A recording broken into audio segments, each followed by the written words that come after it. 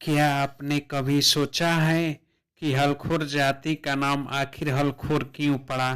क्या ये नाम किसी गर्व का प्रतीक है या फिर समाज ने मेहनतकश लोगों को नीचा दिखाने के लिए ये नाम गढ़ा? आज हम इतिहास के गहराइयों में जाएंगे और जानेंगे कि हलखोर नाम कैसे और कब प्रचलित हुआ। प्राचीन भारत और जातियों के जड़े। अब आइए समझते हैं कि आखिर हलखोर जाति का नाम किस पृष्ठभूमि से आया। इसके लिए हमें जाना होगा प्राचीन भारत की सामाजिक व्यवस्था में। भारत में सदियों पहले समाज को कई हिस्सों में बांटा गया। पहले ये बंटवारा इतना कठोर नहीं था। लोग अपने अपने काम करते थे और अक्सर एक पेशे से दूसरे ओर भी जा सकते थे। लेकिन धीरे धीरे जब वर्ण व्यवस्था यानी ब्राह्मण, क्षत्रिय, वैश्य और शूद्र सख्त हुई तो इंसान की पहचान उसके कर्म से नहीं बल्कि उसकी जाति से होने लगी। और यही वह बिंदु था जहाँ काम करने वाले लोगों की जातियां बन गई। जो धातु का काम करते थे वह लोहार कहलाए, जो सोना चांदी गढ़ते थे वे सुनार, और जो चमड़े का काम करते थे वे चमार, और जो खेत खोदने या हल चलाने वाला का काम करते थे उन्हें धीरे धीरे कहा जाने लगा हलखोर। अब सोचिए, उस दौर में हल केवल एक औजार नहीं था, यह जीविका का साधन था, अन्न पैदा करने का माध्यम था। और खोर शब्द का अर्थ था जो इस्तेमाल करे या जो उससे जुड़ा हो, यानी हलखोर बराबर हल से जुड़ा हुआ व्यक्ति। एक साधारण सा नाम जो शुरू में केवल काम को दर्शाता था। लेकिन यहाँ से एक सवाल उठता है, क्या ये नाम सम्मान का प्रतीक बना? नहीं, क्योंकि समाज ने मेहनत कश को कभी बराबरी नहीं दी।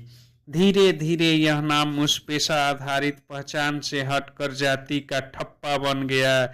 लोगों ने कहना शुरू कर दिया कि हलखोर जाति का मतलब है खेत खोदने वाले, गड्ढे बनाने वाले और सबसे नीच काम करने वाले। और यही था हलखोर नाम का शुरुआती दौर, एक नाम जो मेहनत का पर्याय होना चाहिए था, लेकिन समाज की सोच ने उसे भेदभाव का प्रतीक बना दिया। दोस्तों, अब सवाल यह है कि आखिर हलखोर शब्द का मतलब क्या है?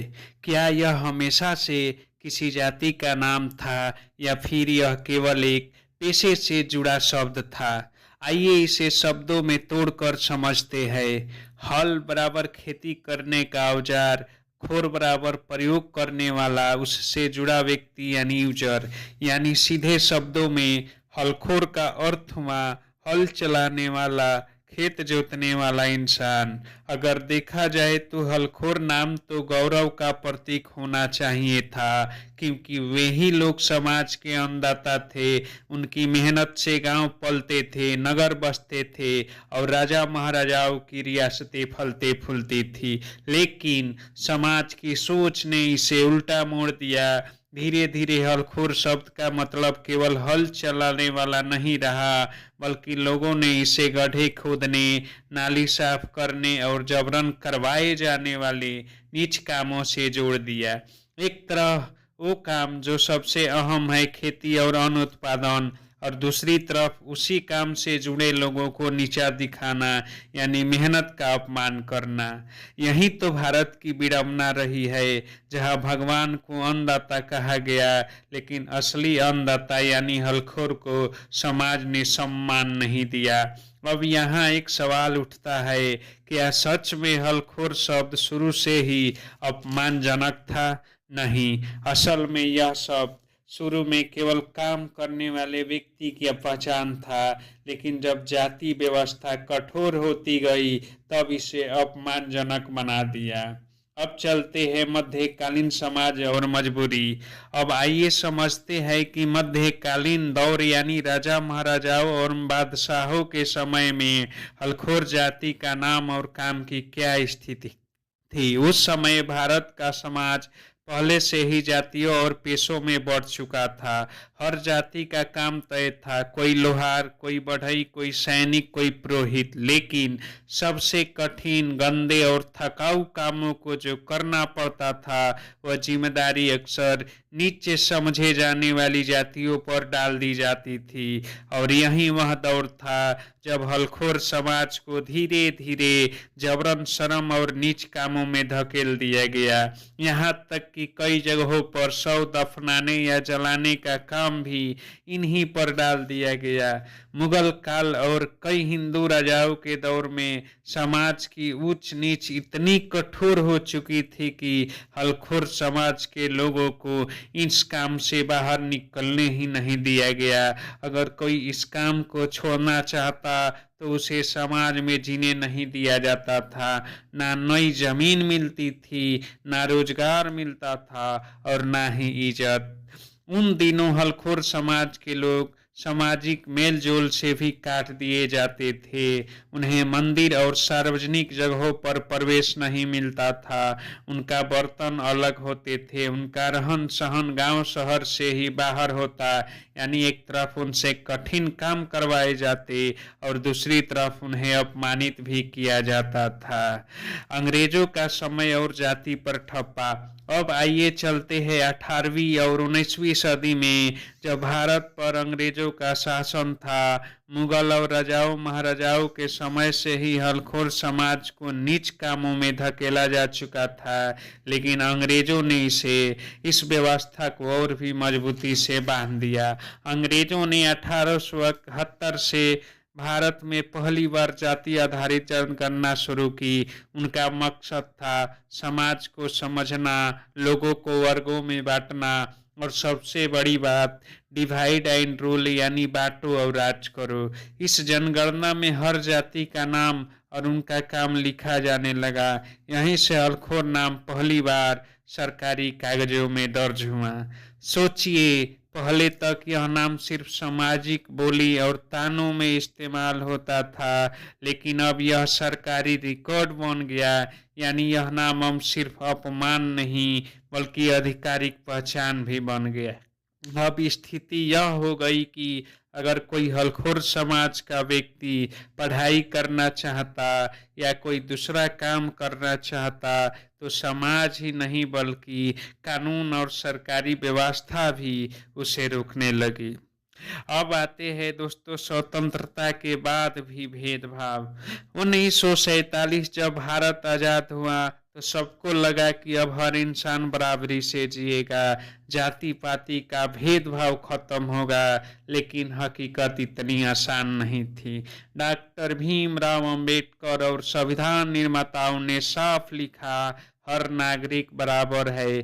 किसी को भी उसकी जाति, धर्म, भाषा या पेशे के आधार पर नीचा नहीं दिखाया जा सकता।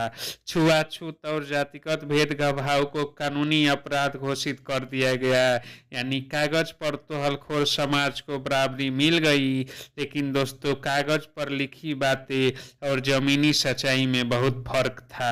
हलखोर समाज को आजादी के बाद भी मंदिरों पंडालों में रोका गया, अलग बस्तियों में रहना पड़ा और स्कूल में बच्चों के साथ भेदभाव किया गया। कई गांवों में तो हाल यह था कि अगर कोई हलखोर परिवार शादी करता तो उनके लिए अलग बर्तन, अलग पंक्ति लगाई जाती। सोचिए जरा, देश आजाद हो चुका था, संविधान बराबरी दे चुका था, लेकिन इंसान की मानसिकता अभी भी गुलाम थी, जातिवाद की गुलामी। आज भी कहीं कहीं हलखोर नाम गाली या अपमान की तरह इस्तेमाल किया जाता है। आज का समय और पहचान। दोस्तों अब बात करते हैं आज के समय की। भारत आज 21वीं सदी में है, टेक्नोलॉजी, स्पेस, डिजिटल इंडिया की बातें हो रही है, लेकिन क्या हलखोर समाज पूरी तरह उस पुराने नाम और पहचान से आजाद हो पाया है क्या? आज हलखोर समाज के लोग भी शिक्षा और रोजगार में आगे बढ़ रहे हैं। आरक्षण और शिक्षा का फायदा उठाकर कई लोग डॉक्टर, इंजीनियर, टीचर, अफसर बने। राजनीति में भी हलखोर समाज से कई नेता निकले। शहरों में रहने वाले हलखोर परिवार अब धीरे धीरे उस जातिगत पहचान को पीछे छोड़ रहे हैं। यह बदलाव दिखाता है कि संघर्ष का फल मीठा होता है, लेकिन चुनौतियां अभी भी बाकी है।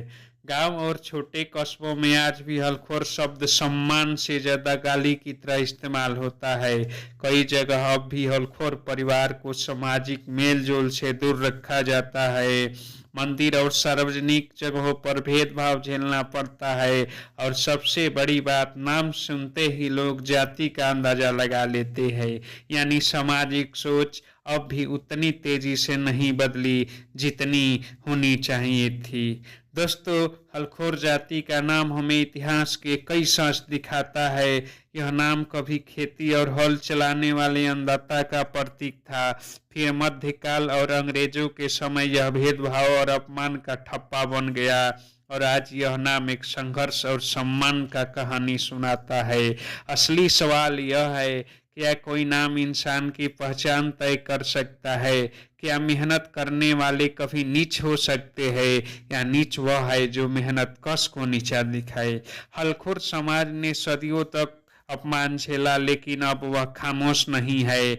वह शिक्षा, आंदोलन और जागरूकता से अपनी पहचान खुद बना रहा है। आज की पीढ़ी यह साबित कर रही है कि जाति नहीं, इंसानियत और मेहनत की असली पहचान है।